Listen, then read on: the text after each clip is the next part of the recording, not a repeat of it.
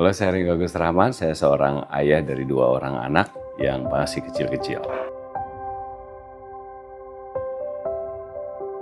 2025 saya berhasil membawa anak saya yang kedua jalan-jalan hanya berdua di dalam satu mobil dalam waktu lebih dari 1 jam. Soalnya biasanya harus ada ibunya dan harus ada yang lain.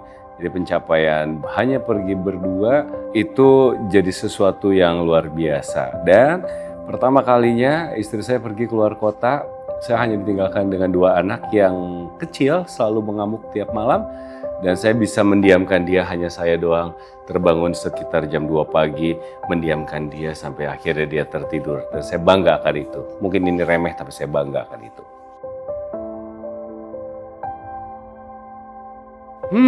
Pelajaran yang paling berharga adalah gue tuh nggak tahu kapan gue bisa dibilang siap menjadi bapak atau siap menjadi suami, karena setiap hari itu selalu ada hal yang baru, dari anak yang bertumbuh tiap harinya, dari istri yang semakin lama gue jalanin sama dia, gue semakin kenal.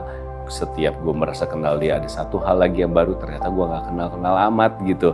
Jadi sampai dengan sekarang gue mau selalu berusaha untuk mempelajari semuanya, mau untuk menerima semuanya, karena gue rasa kata untuk bagaimana menjadi suami yang baik atau ayah yang baik itu adalah kata yang tidak akan pernah usai sampai gue meninggal nanti.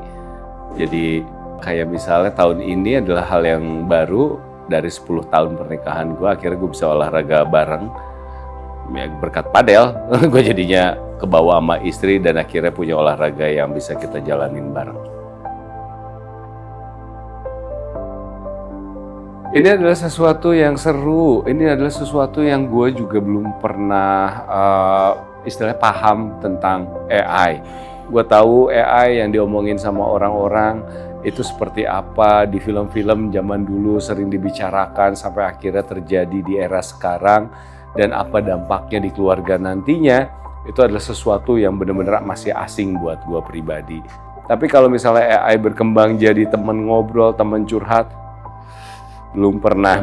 Gue takut sekali kalau misalnya anak gue akhirnya lebih nyaman curhat sama AI dibanding sama bapaknya sendiri. Itu gue kayak ngerasa, aduh jangan sampai kayak gitu. Gue tetap pengen jadi bapaknya dia yang bisa dia cerita apa aja. Jadi kenapa gue ambil film ini adalah bentuknya pengen mempelajari keluarga lebih lanjut aja.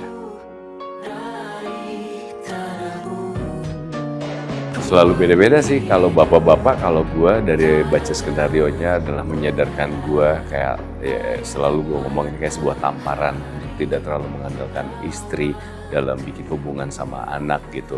Biar bagaimanapun keluarga memang tetap utuh, tapi bapak dan anak harus punya ruangnya sendiri, ruang masing-masing yang juga ini adalah ruang berdua gitu loh, ruang berdua untuk membicarakan apapun.